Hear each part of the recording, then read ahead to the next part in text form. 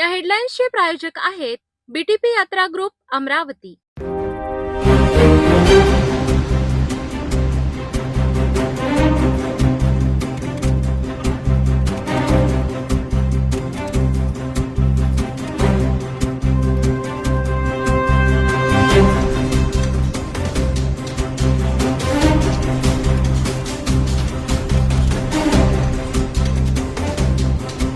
शादी और ब्याह की शुरुआत आराधना साड़ी के साथ।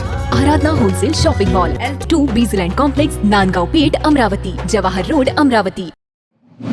महाराष्ट्रातील नगर परिषद आणि नगरपंचायत निवडणुका ठरलेल्या वेळेतच होणार आहे। निवडणुकीला कोणतीही स्थगिती नाही, असं सर्वोच्च न्यायालयाने आज स्पष्ट केलं आहे। आरक्षणाची 50% मर्यादा ओलांडल्याची तक्रार नोंदविल्यानंतर आजच्या सुनावणीकडे सर्वांचं लक्ष लागलं होतं। मात्र सुप्रीम कोर्टाने राज्य निवडणुकीला स्थगिती देण्यास स्पष्ट नकार दिला आहे। तथापि ज्या 40 नगर परिषदा आणि 17 नगरपंचायतीमध्ये आरक्षण 50%पेक्षा जास्त आहे, त्यांचे निकाल मात्र अंतिम निकालाच्या अधीन असतील, असं कोर्टाने सांगितलं आहे। या प्रकरणाची पुढील सुनावणी जानेवारी 2026च्या दुसऱ्या आठवड्यात 3 न्यायाधीशांच्या खंडपीठासमोर होणार आहे। महाराष्ट्रातील नगर परिषद आणि नगरपंचायत निवडणुकांबाबत शुक्रवार 28 नोव्हेंबर रोजी सर्वोच्च न्यायालयात महत्त्वाची सुनावणी झाली। राज्यात 57 नगर परिषद आणि नगरपंचायतींमध्ये आरक्षणाची 50% मर्यादा ओलांडण्यात आली असल्याची तक्रार दाखल झाली होती।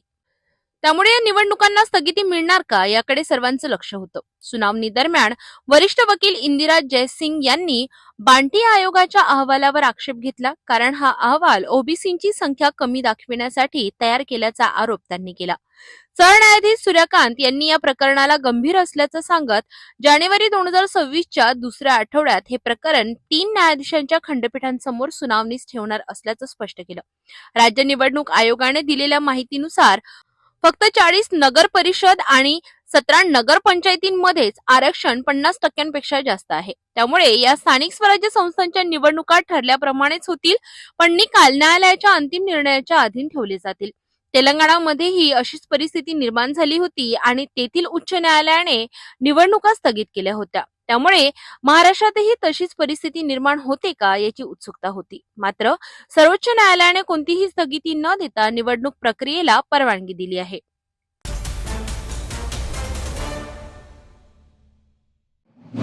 राजकीय रणधुमाळी। नगर परिषद निवडणुकीच्या पार्श्वभूमीवर चांदूर बाजारमध्ये भारतीय जनता पक्षाने जोरदार शक्ती प्रदर्शन केलं आहे। भाजपच्या नगराध्यक्ष पदाच्या उमेदवार कांताबाई अहिर यांच्या प्रचारार्थ भाजपचे प्रभावी प्रवक्ते सिद्धांत वानखडे यांची आज प्रभावी आणि उत्साहपूर्ण जाहीर सभा पार पडली आहे। या सभेमुळे प्रभागातील निवडणुकीचे वातावरण आणखी तापले असून भाजपच्या प्रचार मोहिमेने अधिक जोर धरला आहे। मतदारांना भाजपच्या योजनांची माहिती देत वानखडे यांनी विकास कामे आणि पुढील कार्ययोजनेवर प्रभावी भाषण केलेत। चांदूर बाजार नगर परिषद निवडणुकीचे वातावरण आता पूर्णपणे तापले आहे। नगराध्यक्ष पदाच्या उमेदवार कांताबाई अहिर यांच्या प्रचारार्थ भारतीय जनता पक्षाने एक प्रभावी जाहीर सभा आयोजित केली होती।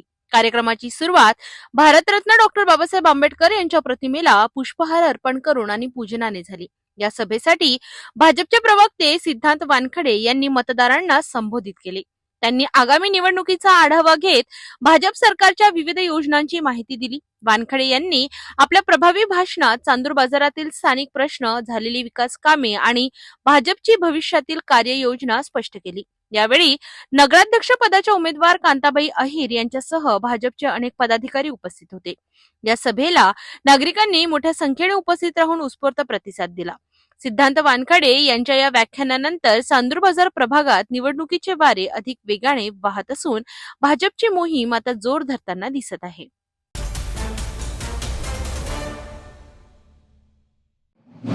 महाराष्ट्र प्रदेश काँग्रेस कमिटीचे उपाध्यक्ष आणि माजी मंत्री आरिफ नसीम खान शुक्रवारी अमरावती दौऱ्यावर होते। स्थानिक स्वराज्य निवडणुकांच्या पार्श्वभूमीवर त्यांनी महायुती सरकारवर थेट आरोप केलेत, परंतु काही महत्त्वाच्या राजकीय प्रश्नांवर त्यांनी उत्तर देणं टाळलं आहे।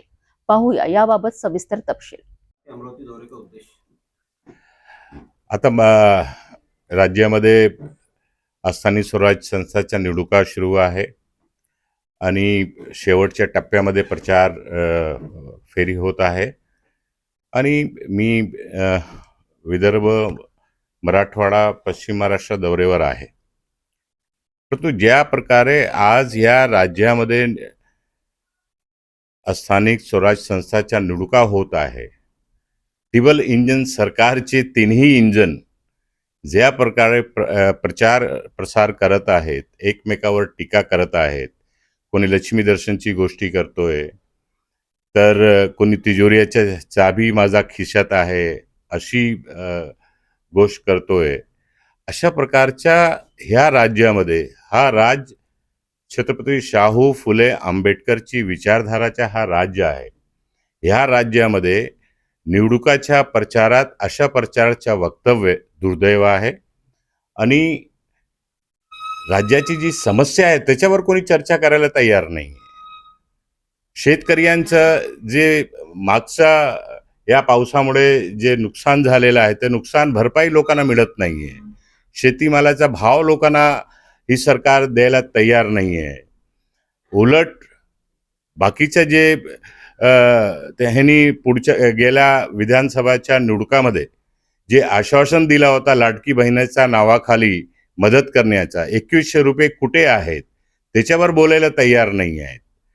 तर अशा प्रकारचा जो आज हा सरकार भारतीय जनता पक्ष युतीची जी सरकार आहे, वेगवेगळे जे आज निवडणुका लढत आहे ह्यांच्यामध्ये एकी किती आहे, ह्यांचा उद्देश काय आहे, या सर्वांचा उद्देश फक्त सत्ता कसा काबीज करायचा तोच उद्देश घेऊन हे सगळे सोबत आलेले आहेत आणि काम करत आहेत. राज्याची जनताची चिंता यांना अजिबात नाही आहे. आज आरक्षण सुद्धा धोक्यात आलेलं आहे. या राज्यामध्ये मागासवर्गीय समाजाच्या, ओबीसी समाजाच्या आरक्षणाबद्दल आपण बोलायला गेलो तर हीच सरकार जी आज सध्या सरकार आहे, ही सरकार जेव्हा राज्यामध्ये काँग्रेस महाविकास आघाडीची सरकार होती अशीच परिस्थिती निर्माण झाली होती. हेच लोक, हेच नेते मागणी करत होते. भारतीय जनता पक्षाचे नेते त्यावेळी सांगत होते की जे इम्पिरियल डाटा आहे, जर डाटा व्यवस्थित दिला तर हे सगळे होऊ शकतोय. तो आता का होत नाहीये? केंद्रामध्ये यांची सरकार आहे, राज्यामध्ये टिबल इंजनची सरकार आहे. आज ह्या ओबीसी आरक्षण असो किंवा आणि काँग्रेसची नेहमीची भूमिका राहिलेली आहे की जेवढी जिसकी जितनी भागीदारी उतनी उसकी हिस्सेदारी. म्हणून काँग्रेस पक्षाने आणि राहुल गांधीजींनी स्पष्टपणे या देशामध्ये मागणी केलेली आहे की जातीनिहाय जनगणना झाली पाहिजे आणि जनगणनाप्रमाणे जे जाती ज्या टक्केवारी ज्या राज्यामध्ये असेल त्या अनुषंगाने त्यांना शासकीय, निमशासकीय आणि राजकीय आरक्षण त्यांना मिळाला पाहिजे आणि तो मत काँग्रेसचा आहे.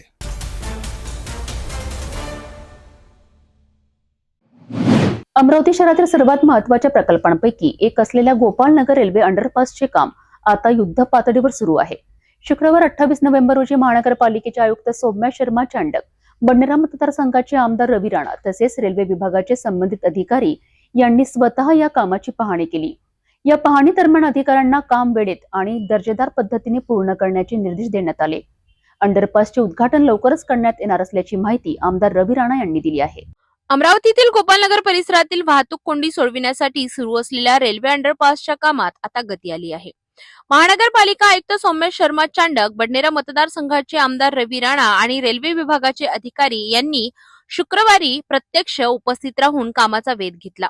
पाहणी दरम्यान आयुक्तांनी ठेकेदार आणि अभियंता यांना कामाच्या गुणवत्तेवर विशेष लक्ष देण्याचे आदेश दिले. त्याचबरोबर कामात कोणतेही विलंब होऊ नये यासाठी अधिक मनुष्यबळ तैनात करण्याच्याही सूचना करण्यात आल्या.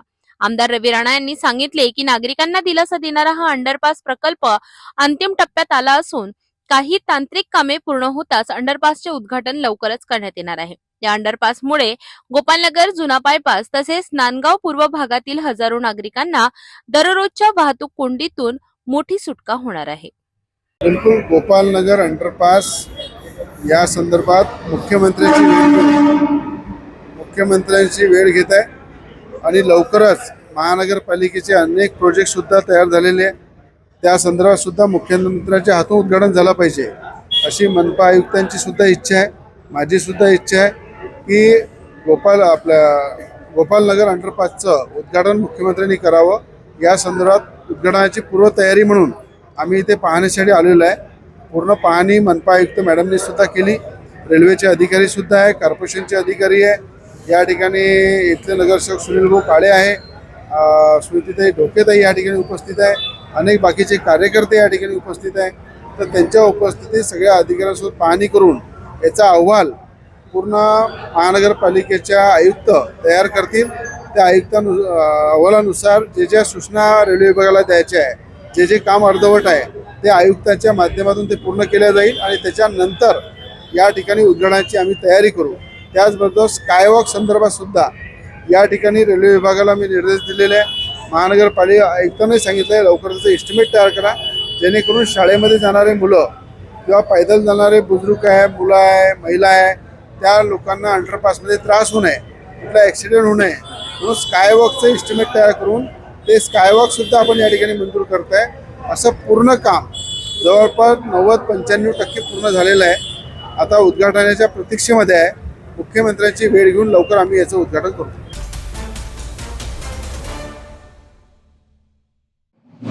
अमरावतीतून एक हृदयद्रावक बातमी. महाराष्ट्राचे सुप्रसिद्ध कवी, हास्य सम्राट आणि Mirza express fame doctor Mirza Rafi Ahmad Beg यांचं आज पहाटे निधन झालंय. त्यांच्या खुमासदार शैलीने आणि विनोदी अंगाने संपूर्ण महाराष्ट्राला हसविणारा, विचार करायला लावणारा एक तेजस्वी तारा काळाच्या पडद्यात गेला आहे. वयाच्या 68व्या वर्षी त्यांनी अखेरचा श्वास घेतला आहे. त्यांच्या जाण्यानं साहित्य विश्वास, विशेषतः विदर्भातील काव्यक्षेत्रात शोककळा पसरली आहे. या महान हास्य कवीला सिटी न्यूज कडनं विनम्र श्रद्धांजली. मराठी साहित्य विश्वातील उज्ज्वल नाव, विनोद, व्यंग, ग्रामीण वास्तव आणि वऱ्हाडी भाषेचा अप्रतिम संगम साधणारे Mirza express fame doctor Mirza Rafi Ahmad Beg यांचे आज सकाळी 6:30 वाजता निधन झाले. ते 68 वर्षांचे होते. मूत्रपिंडाच्या आजाराने त्रस्त असलेल्या मिर्झा बेग यांच्यावर अमरावतीत उपचार सुरू होते. मात्र उपचारादरम्यान त्यांनी अखेरचा श्वास घेतला. यवतमाळ जिल्ह्यातील नेर तालुक्यातील धनज माणिकवाडा हे त्यांचं मूळ गाव. सध्या अमरावतीच्या वलगाव रोडवरील नवसारीतील मिर्झा एक्सप्रेस या घरात ते वास्तव्यास होते. त्यांच्या पश्चात पत्नी फातेमा मिर्झा, अभियंता मुलगा रमीज आणि महाजबी व हुमा या 2 मुली असा परिवार आहे. त्यांच्यावर आज दुपारी 2 वाजता अमरावती येथील ईदगाह कब्रस्तानात अंत्यसंस्कार करण्यात येणार आहेत. विदर्भ साहित्य संमेलनाचे अध्यक्ष राहिलेले मिर्झा बेग महाराष्ट्राच्या कानाकोपऱ्यात आपल्या विनोदाने लोकांना भुरळ घालत. तब्बल 20 काव्य संग्रह आणि 6000हून अधिक काव्य मैफिली मिर्झा एक्सप्रेस याद्वारे त्यांनी साहित्य विश्वात अनमोल योगदान दिलं. फक्त 11व्या वर्षी त्यांनी कविता लिहायला सुरुवात केली आणि 1970 पासून व्यासपीठावर दमदार उपस्थिती लावली. पुढील 50 वर्ष ते विदर्भ मराठवाड्याच्या कवी संमेलनाचे केंद्रबिंदू ठरले. मिर्झाजी कहीन हा त्यांचा लेखमाला तुफान लोकप्रिय झाला. ग्रामीण भागातील प्रश्न, शेतकऱ्यांचे दुःख, राजकीय वास्तव, सामाजिक विसंगती हे सगळं त्यांनी नर्म विनोदी शैलीत मांडलं. जांगड गुत्ता, मोठा माणूस, ऊट आता गणपत, 7वा महिना अशा त्यांच्या कविता महाराष्ट्रभर लोकप्रिय झाल्या. विदर्भातील संत फकीरजी महाराज मंदिर ट्रस्टचे ते ट्रस्टी होते. यवतमाळातील प्रभावी सामाजिक राजकीय व्यक्तिमत्व असलेल्या मिर्झा रज्जाक बेग उर्फ भाईजी यांचे ते सुपुत्र. नागपूरचे ज्येष्ठ विधिज्ञ फिरदोस मिर्झा हे त्यांचे चुलत बंधू. वऱ्हाडी भाषेच्या प्रसारात त्यांचं योगदान अमूल्य. दिल्लीपासून मुंबईपर्यंत त्यांचे कार्यक्रम गाजले आणि मराठी साहित्य विश्वाला एक अनोखी हास्य शैली दिल्यानं त्यांचं कार्य सदैव स्मरलं जाईल. सिटी न्यूज तर्फे त्यांच्या पावन स्मृतीस विनम्र अभिवादन.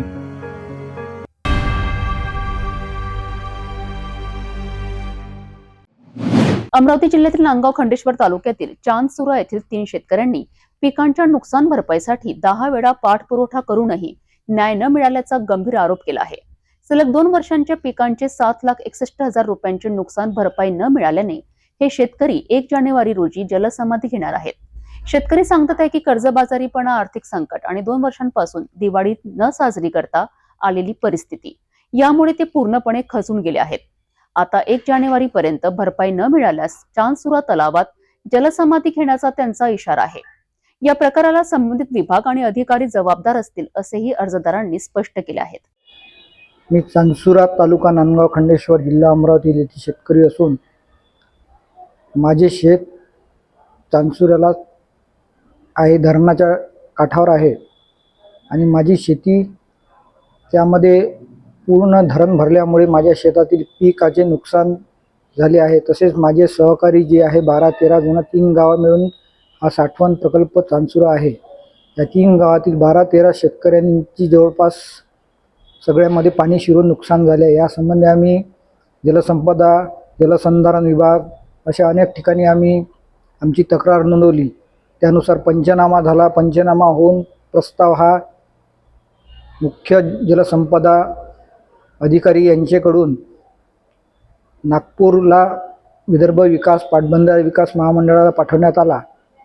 त्यांचे संचालक जे आहे सोनटक्के साहेब, त्यांनी आम्हाला आश्वासन दिले होते की 20 लाख रुपयापर्यंतची जी मागणी आहे ती मी पूर्ण करू शकतो, मला बैठकीची आवश्यकता नाही. आमचा सगळ्या मिळून 7,61,000 रुपयाचेच नुकसान आहे. तरी त्यांनी लगेच आश्वासन देऊन आम्हाला सांगितले होते की मी लगेच तुम्हाला ही मदत देतो. पण अजून त्यानंतर जवळपास 22-23 असे 2 वर्षाचे नुकसान अजूनही आम्हाला मिळालेले नाही. आम्ही वारंवार पत्रव्यवहार केले, सगळे वारंवार भेटी घेतल्या, परंतु त्यातून काही निष्पन्न झालं नाही. आम्ही कर्जबाजारी झालो आहे. आमच्यावर पीक नसल्यामुळे आम्ही 2 वर्ष झाली दिवाळीसुद्धा साजरी केली नाही आणि आम्ही कठोर निर्णय घेतला की आम्हाला 1 जानेवारी 2026 पर्यंत जर पैसे मिळाले नाही, नुकसान भरपाई मिळाली नाही, तर आम्ही जलद समाधी घेऊन आमची जीवनयात्रा संपविणार.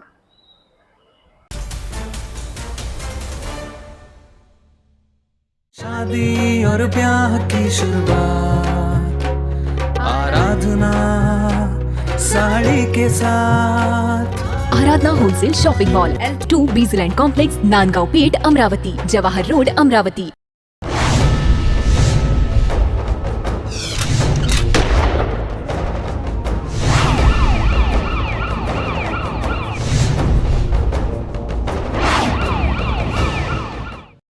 नागपूर शहरातील कुख्यात गंगा जमुना परिसरातून नाबालिग मुलीचा विक्रीचा धक्कादायक प्रकार समोर आला आहे.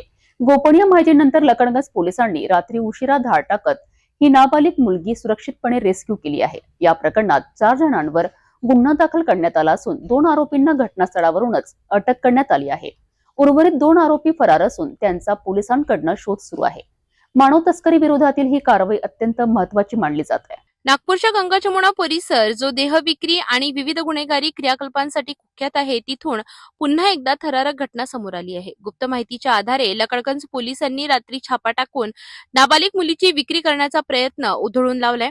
छाप्यामध्ये पोलिसांना नाबालिग मुलगी आढळली आणि तिला तात्काळ सुरक्षितपणे रेस्क्यू करण्यात आलं. या संपूर्ण प्रकरणात 4 आरोपींवर पोक्सो, मानवी तस्करी आणि बलपूर्वक जबरी निषिद्ध व्यापाराशी संबंधित गंभीर गुन्हे दाखल करण्यात आले आहेत.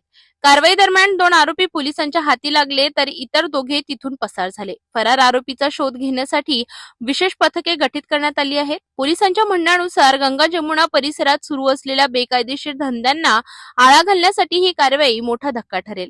नाबालिग मुलगी सध्या सुरक्षित असून तिचे समुपदेशन आणि वैद्यकीय तपासणी केली जात आहे. पुढील तपास वेगात सुरू आहे. आणि याच्यामध्ये लकडगंज पोलीस स्टेशन अंतर्गत जो भास्कर गल्ली आहे गंगा जमुना एरिया, त्या ठिकाणी अल्पवयीन मुलींकडून वेश्या व्यवसाय केला जातो. याच्या अनुषंगाने त्या ठिकाणचे आमचे बीट इन्चार्ज ऑफिसर तसेच आमचे पोलीस निरीक्षक लकडगंज यांना त्या ठिकाणी माहिती मिळाली. त्याच्या अनुषंगाने आम्ही त्या ठिकाणी कारवाई करण्यात आलेली आहे. त्या कारवाईमध्ये एका अल्पवयीन मुलीची आम्ही त्या ठिकाणून सुटका करण्यात आली आहे आणि 4 लोकांवरती या ठिकाणी गुन्हा दाखल करण्यात आलेला आहे. त्याच्यामध्ये जे गिराईक म्हणून त्या ठिकाणी आलेला आहे त्याला सदर मुलीला ज्या महिलेने त्या ठिकाणी घेऊन आले ते महिलाही आम्ही अटक करण्यात आलेली आहे. व इतर 2 व्यक्ती, एक महिला व एक पुरुष त्या ठिकाणी अद्याप फरार आहेत. त्याच्या अनुषंगाने आम्ही तपास करत आहोत. सदर घटनेमध्ये आम्ही पिटा अंतर्गत आणि पॉक्सो अंतर्गत गुन्हा दाखल करण्यात आला आहे आणि त्याच्या अनुषंगाने सदर सिनियर इन्स्पेक्टर लकडगंज या ठिकाणी तपास करत आहेत. त्यामध्ये महिलांचा सुद्धा समावेश आहे. त्याच्यामध्ये बसंती धनावत आणि इतर एक महिला आणि एक धनावत यांचा मुलगा या ठिकाणी आरोपी आहेत आणि त्याच्या अनुषंगाने आम्ही कारवाई करत आहोत.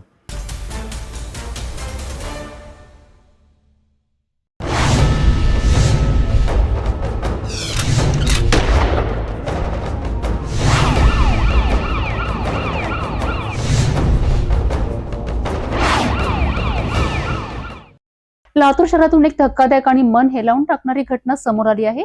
शाळेत सुरक्षित असायला हव्या अशा चिमुकल्या मुलींवर शाळेतच लिपिकाने विनयभंग केल्याचा गंभीर आरोप झाल्याने संपूर्ण लातूर हादरून गेला आहे. पालकांचा संताप, शाळेत गोंधळ आणि पोलिसांची तात्काळ कारवाई. नेमकं काय घडलंय बघूया या सविस्तर रिपोर्टमध्ये. लातूर शहराच्या पूर्व भागातील एका शाळेत घडलेल्या या धक्कादायक घटनेने परिसरात खळबळ उडाली आहे.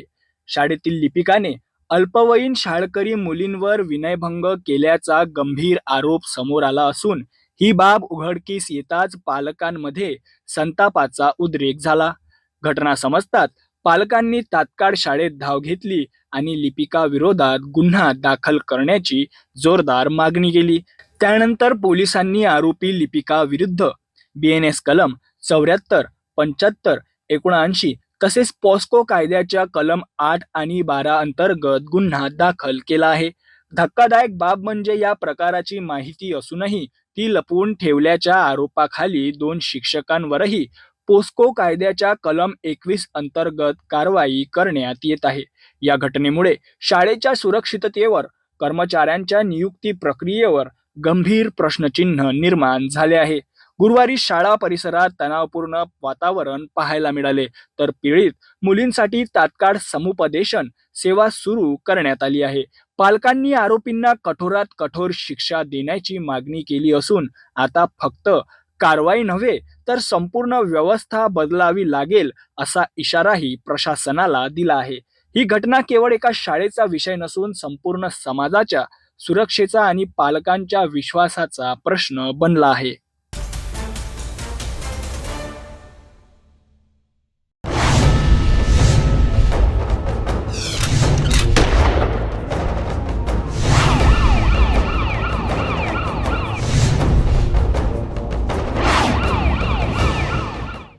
नागपूरच्या मेयो हॉस्पिटलमध्ये पुन्हा एकदा धक्कादायक प्रकार समोर आला आहे.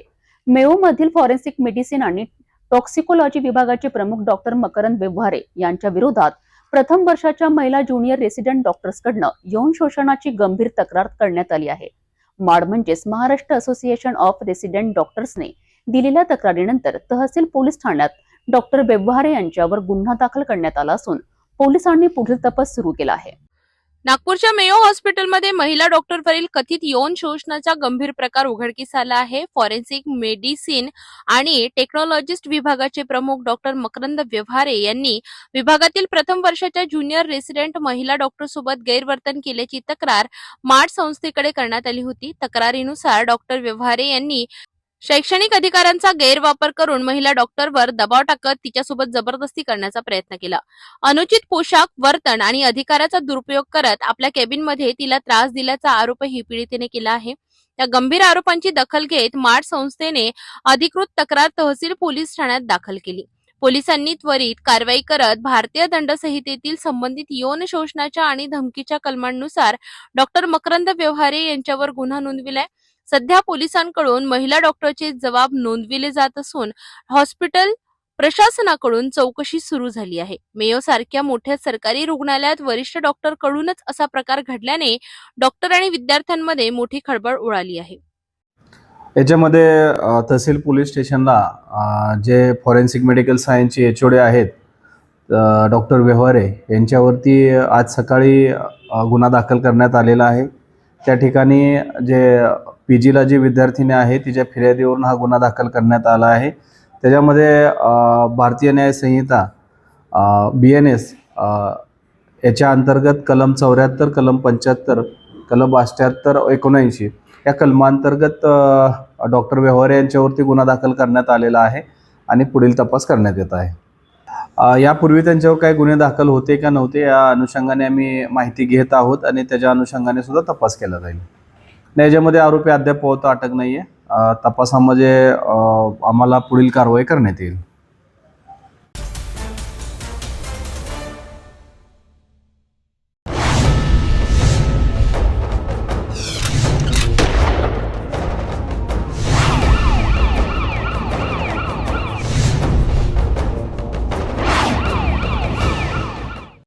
कळमना परिसरात दुचाकी चोरीच्या मालिका वाढत असताना पोलिसांनी एक मोठी कारवाई केली आहे. सराईत गुन्हेगार म्हणून ओळखला जाणारा श्याम उर्फ काल्या पोंड अखेर पोलिसांच्या जाळ्यात अडकला आहे. 2 चोरीच्या दुचाक्यांसह त्याला ताब्यात घेण्यात आले असून कन्हान पोलीस ठाण्यातील घरफोडी गुन्ह्यातील फरारी आरोपी म्हणून तो हवा असल्याचं स्पष्ट झालं आहे. शुक्रवार 28 नोव्हेंबर 2025 रोजी कळमना परिसरातील दुचाकी चोरी करणाऱ्या टोळीतील मुख्य आरोपी श्याम उर्फ काल्यापुंड याला अखेर पोलिसांनी जेरबंद केले. काही दिवसांपासून परिवारातील दुचाकी चोरीच्या वाढत्या घटनांमुळे पोलिसांची विशेष पथक कामाला लावण्यात आली होती. दरम्यान गुप्त बातमीदाराकडून मिळालेल्या अचूक माहितीनुसार कळमना रेल्वे स्टेशनकडे जाणाऱ्या मालधक्का रोडवर आरोपी जाणार असल्याचे कळले. त्यानंतर वरिष्ठांच्या मार्गदर्शनाखाली पथकाने सापळा रचला आणि आरोपीला 2 चोरीच्या दुचाक्यांसह अटक करण्यात आली. जप्त करण्यात आलेल्या वाहनांमध्ये 2 हिरो होंडा स्प्लेंडर मोटरसायकली असून त्याची किंमत अंदाजे 85,000 रुपये एवढी आहे. तपासात ही दोन्ही दुचाकी कळमना पोलीस ठाण्यात नोंद असलेल्या चोरीच्या गुन्ह्याशी संबंधित असल्याचे निष्पन्न झाले. याशिवाय आरोपी श्याम उर्फ काल्यापुंड हा कान्हान पोलीस ठाण्यातील घरफोडी गुन्ह्यात देखील फरार असल्याचे पोलिसांनी पुष्टी केली आहे. सध्या आरोपीकडून आणखी गुन्ह्यांची तपास सुरू असून त्याने इतर कोणासोबत मिळून या चोरी केल्या का याचा तपास पोलीस घेत आहेत. कळमना पोलीस स्टेशनच्या हद्दीमध्ये काही दिवसापासून मोटरसायकल चोरीचे गुन्हे घडत होते. नमूद मोटरसायकलचे गुन्हे उघडकीस आणण्यासाठी आम्हाला वरिष्ठ पोलीस निरीक्षक श्री प्रवीण काळे सर यांनी आदेशित केले होते. त्यानुसार आमचे तपास पथकातील अंमलदार प्रमोद कंगाले, विशाल भैसारे, ललित शेंडे, नितीन मिश्रा, अविनाश ग्वालवंशी, अजय गटलेवार असे आम्ही संपूर्ण परिसरामध्ये विविध CCTV फुटेजची पाहणी पडताळणी करत होतो. त्यामध्ये आम्हाला एका फुटेजमध्ये रेकॉर्ड आरोपी श्याम रामाजी पुंड हा मोटरसायकल चोरी करताना दिसून आलेला होता. नमूद आरोपीचा आम्ही शोध घेत होतो. काल दिनांक 27/11/2025 रोजी आम्हाला आमच्या गुप्त बातमीदारांनी माहिती दिली की नमूद आरोपी हा त्याच्या जवळ असलेल्या 2 विना नंबर प्लेटच्या मोटरसायकल रेल्वे माल धक्का कळमना रेल्वे माल धक्का येथे विक्रीसाठी घेऊन आलेला आहे आणि तो ग्राहक शोधत आहे. नमूदच्या माहितीवरून आम्ही तात्काळ सापळा कारवाई करून आरोपीला ताब्यात घेतले व त्याच्या ताब्यामध्ये 2 मोटरसायकल मिळून आल्या. नमूद आरोपीकडे नमूद गाडीच्या कागदपत्राबाबत विचारपूस केली असता त्याने उडवडूचित उत्तरे दिले. गाडीच्या अभिलेख पडताळणी केला असता पोलीस स्टेशन कळमना येथे नमूद दोन्ही गाडीबाबत 2 गुन्हे दाखल असल्याचे दिसून आले. नमूद दोन्ही मोटरसायकल आरोपीच्या ताब्यातून जप्त करण्यात आलेले आहे आणि आरोपीला अटक करण्यात आलेली आहे. तसेच नमूद आरोपी हा कन्हान पोलीस स्टेशन येथील एका घरफोडीच्या गुन्ह्यात देखील फरार असल्याचे दिसून आलेले आहे. त्याबाबत कन्हान पोलीस स्टेशनला माहिती देण्यात आलेली आहे. पकडलेल्या आरोपीचे नाव आहे श्याम उर्फ काल्या रामाजी पुंड, वय 30 वर्ष, राहणार महालक्ष्मीनगर, गल्ली नंबर 3, कळमना. नमूद आरोपीच्या ताब्यातून एकूण 2 दुचाकी किंमत 85,000 रुपये जप्त करण्यात आलेले आहे. आरोपी सध्या अटकेत आहे. पुढील तपास चालू आहे. अजून देखील त्याच्याकडनं इतर गुन्हे निष्पन्न होण्याची शक्यता आहे.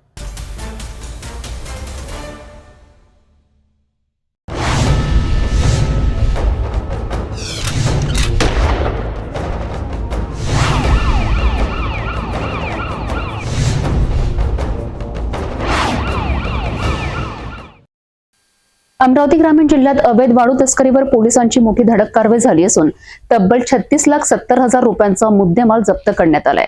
या कारवाईत 2 वेगवेगळ्या प्रकरणांमध्ये 6 आरोपींविरोधात गुन्हे दाखल करण्यात आले आहेत. नेमकं काय हे प्रकरण पाहूया सविस्तर रिपोर्टमध्ये. अमरावती जिल्ह्यात अवैध वाळू तस्करी रोखण्यासाठी पोलिसांनी मोठी मोहीम सुरू केली आहे. दिनांक 26 नोव्हेंबर 2025 रोजी शेंदुरजना घाट पोलीस स्टेशन हद्दीत स्थानिक गुन्हे शाखेचे पथक गस्त घालत असताना गुप्त माहितीच्या आधारे ही मोठी कारवाई करण्यात आली. पहिल्या प्रकरणात आरोपी राहुल बाबूराव वानखडे, वय 27, राहणार अमरावती याच्या ताब्यातील 10 चाकी टाटा कंपनीच्या हायवा वाहनातून 7 ब्रास अवैध वाळू वाहतूक होत असल्याचे आढळून आले. या कारवाईत वाहन व वाळूसह एकूण 15,70,000 रुपयांचा मुद्देमाल जप्त करण्यात आला. तर दुसऱ्या प्रकरणात आरोपी निलेश सुमरलाल धुर्वे, वय 30, राहणार राजुरा बाजार याला 10 ब्रास अवैध वाळू वाहतूक करताना रंगेहात पकडण्यात आले. त्याच्याकडून वाहन व वाळूसह एकूण 21 लाख रुपयांचा माल जप्त करण्यात आला. या दोनही प्रकरणात पोलीस स्टेशन शेंदुरजना घाट येथे भारतीय न्याय संहिता व पर्यावरण संरक्षण अधिनियमांतर्गत गुन्हे दाखल करण्यात आले आहे. एकूण 36,70,000 रुपयांचा मुद्देमाल जप्त करण्यात आला असून पुढील तपास शेंदूरजना घाट पोलीस करत आहेत. ही कारवाई पोलीस अधीक्षक विशाल आनंद, अप्पर पोलीस अधीक्षक पंकज कुमावत यांच्या मार्गदर्शनाखाली पोलीस निरीक्षक किरण वानखडे, पोलीस उपनिरीक्षक सागर हटवार तसेच पोलीस कर्मचारी यांच्या पथकाने यशस्वीरित्या पार पाडली. अमरावती ग्रामीण जिल्ह्यात अवैध वाळू तस्करी विरोधात पोलिसांचा कडक इशारा कायम असून अशाच कारवाया पुढेही सुरू राहणार आहेत.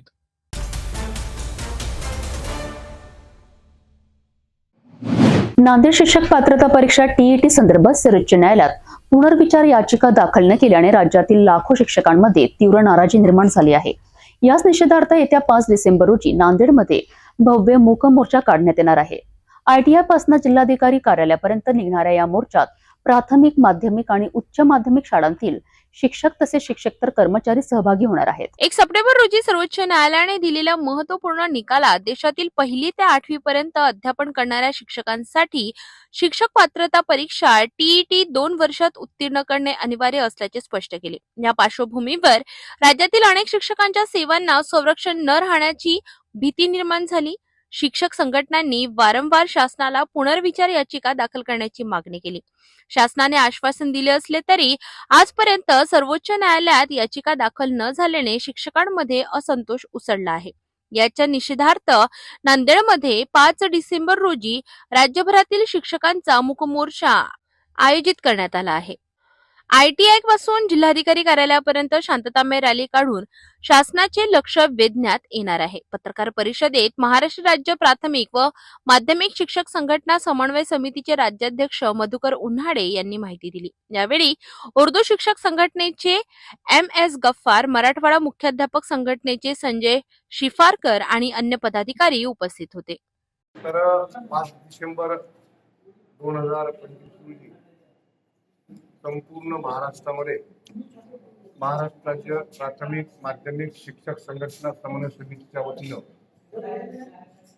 जिल्हाधिकारी कार्यालय यांच्या कार्यालयावर मोर्चा काढण्यात येणार आहे. यामध्ये प्रामुख्यानं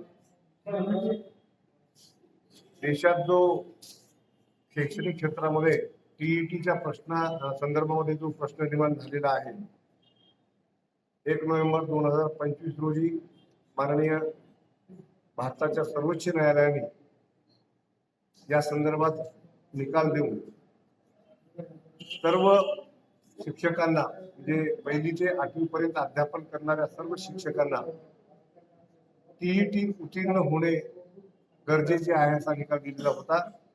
त्यामधून जे 53+ झालेले आहेत त्या शिक्षकांना सूट देण्यात आली, परंतु जे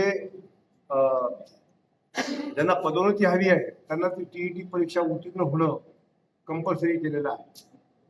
पण कायदा RT ऍक्ट 2009 मध्ये अस्तित्वात आला, 10 मध्ये केंद्राने लागू केला. महाराष्ट्र सरकारने फेब्रुवारी 2013 मध्ये त्याची अंमलबजावणी केली आणि टीईटीच्या संदर्भामध्ये माननीय सर्वोच्च न्यायालयाने नोव्हेंबर 2025 मध्ये निकाल दिला.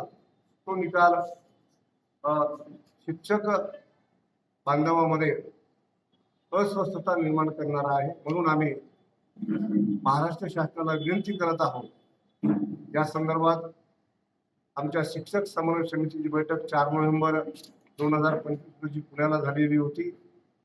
त्यानुसार आम्ही 17 नोव्हेंबरला माननीय मुख्यमंत्री महाराष्ट्राच्या यांना निवेदन देऊन या प्रश्नामध्ये शासनाने पुनर्विचार याचिका दाखल करावी आणि शिक्षकांना राज्यातील आश्वासित करावं अशा प्रकारची मागणी केलेली होती. पण अद्यापर्यंत ही याचिका दाखल झालेली नाही. म्हणून पुणे येथील ठरलेल्या बैठकीमधील ठरावानुसार 5 डिसेंबर 2025 रोजी हा मोर्चा मूक मोर्चा आहे, तो जिल्हाधिकारी कार्यालय यांच्या कार्यालयावर निघणार आहे.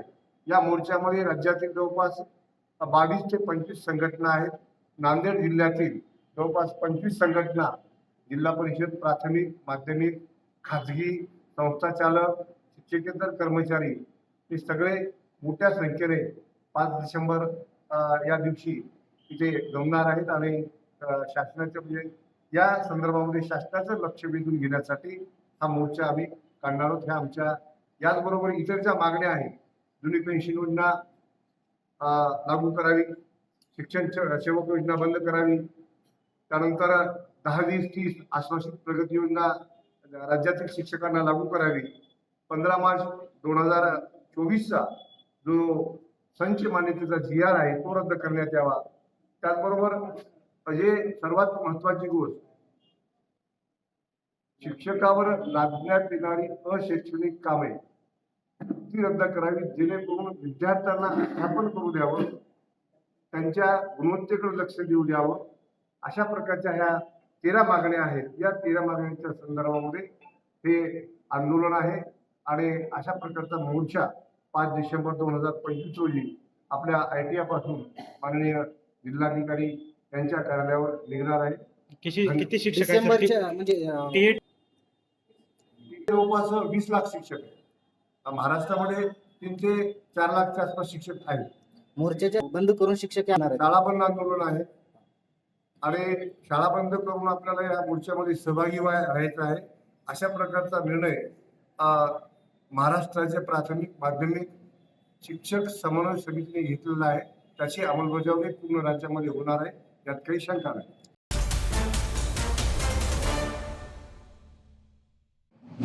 लातूर शहरातील LIC कॉलनी परिसरातील नागरिक पुन्हा एकदा प्रशासनाच्या उदासीनतेमुळे नाराज झाले आहेत. जुलै-ऑगस्ट मधील अभूतपूर्व पावसामुळे या भागात मोठ्या प्रमाणावर नुकसान झाले होते. तलाठी आणि महसूल विभागाने प्रत्यक्ष पाहणी करून पंचनामा केला असतानाही नागरिकांना आजतागत कोणतीही नुकसान भरपाई मिळालेली नाही. नुकसानीची माहिती आणि पंचनामा उपविभागीय अधिकारी व उपविभागीय दंडाधिकारी यांच्याकडे देण्यात आला होता, तरीही मदत मिळाली नसल्याचा आरोप नागरिकांनी केला आहे. लातूर शहरातील कान्हेरी विभागातील LIC कॉलनी परिसरात 2025च्या जुलै आणि ऑगस्ट महिन्यात मुसळधार पावसामुळे अनेक घरांना फटका बसला. प्रभाग क्रमांक 17 मधील घरांमध्ये पाणी शिरून घरगुती वस्तू, धान्य आणि रोजच्या वापरातील साहित्याचे मोठे नुकसान झाले. या संपूर्ण प्रकरणाची तलाठी यांनी जागेवर जाऊन पाहणी केली आणि संतोष ठाकूर, हिरालाल कांबळे आणि संतोष पाटील यांच्याकडून पंचनामा देखील करण्यात आला. पंचनामे पूर्ण असूनही नागरिकांना अद्याप एकही रुपया नुकसान भरपाई मिळालेली नाही. दरम्यान उपविभागीय अधिकारी आणि दंडाधिकारी यांना निवेदन देऊनही समस्या तशीच आहे. गोरगरिबांची बसायला जागा नाही, पाण्याची सोय नाही, काही नाही. लेकरं बाळाला काही सांगते परिस्थिती गोरगरिबाची नाही, परिस्थिती जागा नाही, कुण्या गोष्टीची सोय नाही आम्हाला. त्यामुळे नागरिकांमध्ये तीव्र नाराजी असून त्यांनी 10 डिसेंबरला तहसील कार्यालयासमोर धरणे आंदोलन करणार असल्याची घोषणा केली आणि यानंतरही जर न्याय मिळाला नाही तर 11 डिसेंबर पासून बेमुदत आमरण उपोषण करण्याचा इशारा दिलाय. माझं नाव आहे पपिता रणदिवे. मी प्रभाग 17 मध्ये राहते, LIC कॉलनी इंद्रायणीनगर. आम्ही गेले 50 वर्षापासून तिथले रहिवासी आहोत, परंतु 50 वर्षामध्ये पुन्हा कुठलीही पायाभूत सुविधा आम्हाला तिथे भेटलेली नाही.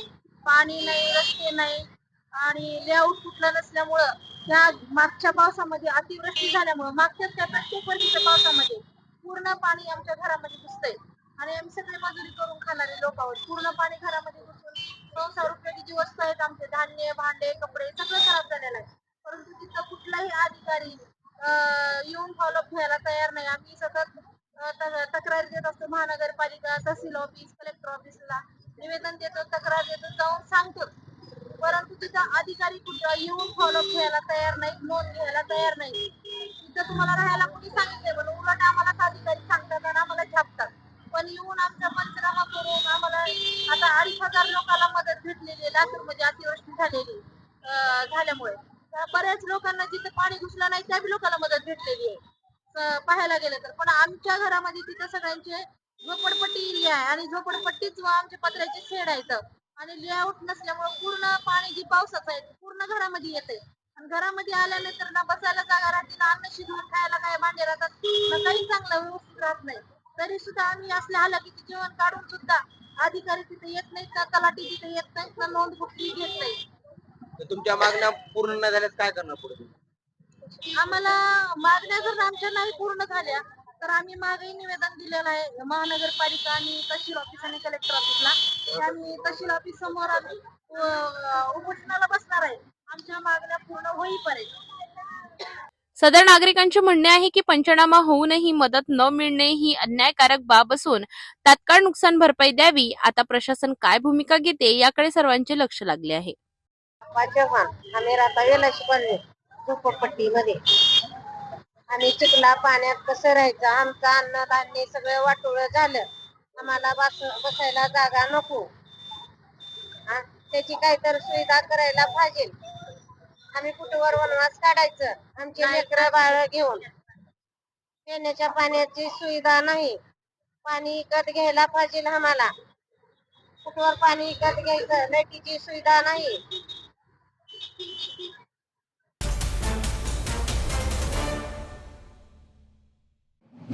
नांदेडमध्ये भाजीपाला बाजारात मोठा गोंधळ झाला. मनपाने कोणतीही पूर्वसूचना न देता पोलिसांची मदत घेत बाजार हटवल्याचा गंभीर आरोप विक्रेत्यांकडून करण्यात आला आहे. यामुळे एका विक्रेत्याने संतापातून राडा घातला आणि भाजीपाला फेकून निषेध व्यक्त केलाय. नांदेडच्या मध्यवर्ती भागातील भाजीपाला बाजारात अचानक तणावाचं वातावरण निर्माण झालं. मनपा पथक आणि पोलीस दल कोणतीही पूर्वसूचना न देता बाजारात दाखल झालं आणि विक्रेत्यांची गाडी व साहित्य हटविण्याची कार्यवाही सुरू केली.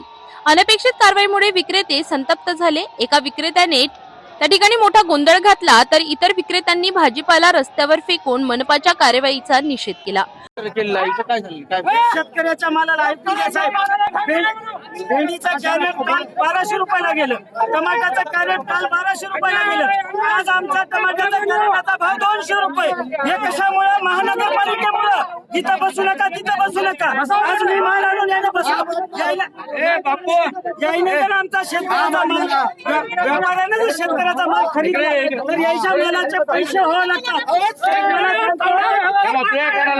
आधीच पहिलं पाण्याने सगळं गेलंय, त्यात आम्ही भाजीपाला शहराला पुरवलो. आज माझ्या पोटाचे एक एका बाळानं काय टमाटे तोडले, 12 कॅरेट टमाटे आणले. त्या 12 कॅरेट टमाट्याचा 200 रुपयाला एक खरीद झाले.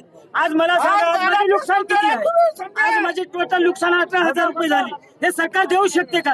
हे बघा इथं बघा, रस्त्यावर आज आम्ही काय गांजा लावला झालो, अन्न शहराला पुरवलं. भाजीपाला म्हणजे काय राहते? तुम्ही कागदाच्या नोटावर झोपता का?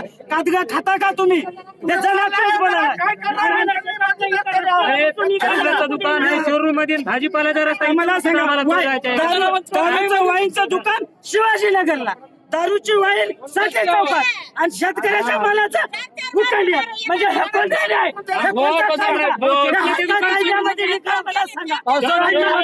तुम्ही दारूवर आळा घाला, गांजाची दुकानं बंद करा. तुम्ही शेतकऱ्याच्या मागे का लागले? तुम्ही तुमची वर्दी हा अंगावर म्हणजे शेतकऱ्यावर काट्या घालता. तुम्हाला खातं दिलं कोण? तुम्हाला पदवी दिली कोण? मारायच्या आमच्या संरक्षणासाठी हाती तुम्ही जनतेच्या आमच्या काट्या घालायसाठी. विक्रेत्यांनी आरोप केलाय की बाजार हटविण्यापूर्वी मनपाने कोणतीही चर्चा, बैठक किंवा नोटीस दिलेली नाही.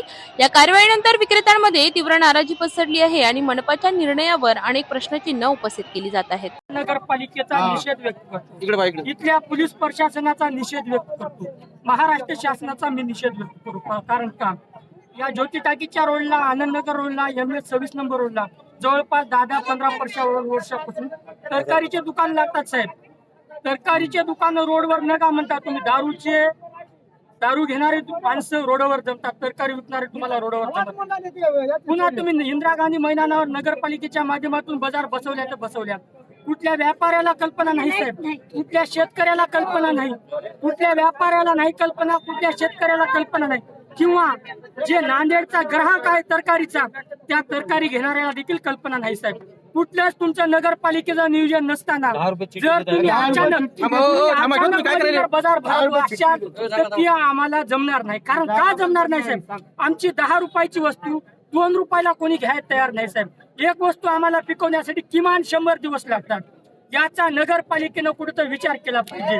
पुन्हा विषय आम्ही साहेब 1-2 मिनिट सर, आम्ही 10 किलो तरकारी नगरपालिकेच्या माध्यमातून नांदेडला आम्ही विकायचं तर म्हटलं 10 किलोच्या पनीला आम्ही 10 रुपये नगरपालिकेला टॅक्स देतात. लाखो रुपये टॅक्स जाते साहेबांच्या शेतकऱ्यांना, लाखो रुपये टॅक्स जाते. आम्हाला नगरपालिकेच्या माध्यमातून पाण्याची सोय नाही, बसण्याची सोय नाही, लाईटची सोय नाही, कुठल्याच काही तुमचं नियोजन शेतकरी आम्हाला मार नाही. कपड्याचे सर नगरपालिकेने असे वळले इंदिरा गांधी मैदानाच्या गेट वडीत येऊन मारले सर. एका शेतकऱ्याला मारलं नाही, इथल्या किमान 100 शेतकऱ्यांसह त्यात दडपशाही केली. त्याच्यामुळं मी या पोलीस प्रशासनाचाही निषेध व्यक्त आहोत. शेतकरी आहोत आम्ही, नक्षलवादी नाही. आम्हाला एक वस्तू किमान कोथिंबीरची पिकवण्यासाठी 100 दिवस लागतात, काही वस्तू अशा 150 दिवस लागतात. तुम्ही अचानक मध्ये आमच्या भावनाशी खेळ करू नका. तुम्ही कुठेही बाजार बसवा तुमच्या नियोजनात, तुम्ही शेतकऱ्याला, व्यापाऱ्याला याच्यामध्ये घ्या, विचारात घ्या. ग्राहकाला देखील तुम्ही तुमच्या नगरपालिकेच्या माध्यमातून, तुमच्या ॲडव्हर्टाईजच्या माध्यमातून गिरायकाला देखील कळालं पाहिजे. हे जे आठवडी बाजार आहे शुक्रवारचा पूल आपला इंदिरा गांधी मैदानात चलाय, ग्राहकाला माहित नाही, शेतकऱ्याला माहित नाही, व्यापाऱ्याला माहित नाही. तुम्ही दडपशाहीच्या माध्यमातून ही करणं असं करू नका, ही आमची अपेक्षा आहे.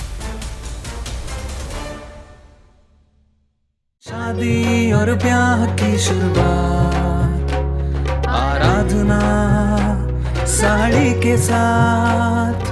आराधना wholesale shopping mall L2 Bizland complex Nandgaon Peth Amravati Jawahar road Amravati. या हेडलाईन्सचे प्रायोजक आहेत BTP यात्रा ग्रुप अमरावती.